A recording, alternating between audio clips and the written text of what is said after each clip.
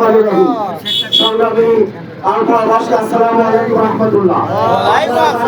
12 ফেব্রুয়ারি বাংলাদেশের 13তম জাতীয় সংসদ নির্বাচন। এই নির্বাচনে বাংলাদেশ জামাত ইসলামীর নেতৃত্বে 11 দলীয় জোট সারা দেশব্যাপী প্রার্থী দিয়ে একটা আলোড়ন সৃষ্টি করেছে। আল্লাহ তাআলার দরবারে আমরা শুকরিয়া জানাই যে বাংলাদেশের টেকনাফ থেকে তেতুলিয়া, রূপসা থেকে পাথরিয়া সারা দেশব্যাপী দাঁড়িপাল্লার পক্ষে বিরাট আন্দোলন সূচিত হয়েছে। আমরা মনে করি আগামী 12 ফেব্রুয়ারি নির্বাচনে বাংলাদেশ জামাত ইসলামীর যে জোট আছে সেই জোট ইনশাআল্লাহ বিজয় লাভ করবে। আর আমরা যদি বিজয় লাভ করি, আমরা যে ইশতেহার ঘোষণা করেছি আপনারা জানেন যে বাংলাদেশের 0 থেকে 5 বছর এবং 60 বছর বয়স বছর সমস্ত ভাইরা আছেন তাদের চিকিৎসা ফ্রি, তাদের কোনো পয়সা লাগবে না। চাকরির ক্ষেত্রে যুবক ভাইরা যে আবেদন করেন, যেখানে বাংলাদেশ সরকার ইতিপূর্বে লক্ষ লক্ষ কোটি টাকা ইনকাম করেছে, চাকরির আবেদন করতে যুবক ভাইদের কোনো পয়সা লাগবে না।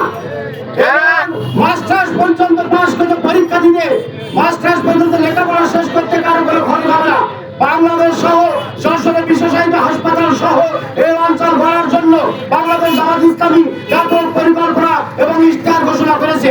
অতএব আপনাদের কাছে আমাদের একান্ত আহ্বান, আগামী নির্বাচনে 12 ফেব্রুয়ারি নির্বাচনে আমাদের ডাক্তার মোহাম্মদ ফরিদ ভাইকে নির্বাচিত করলে চৌগাছা জীবনগাছার গণমানুষের উন্নয়ন হবে ইনশাআল্লাহ। অতএব সবাইকে আমার সেই আহ্বান জানিয়ে দাঁড়িপাল্লা মার্কায় হচ্ছে আমি আমার বক্তব্য শেষ করছি। আসসালামু আলাইকুম ওয়া রাহমাতুল্লাহ।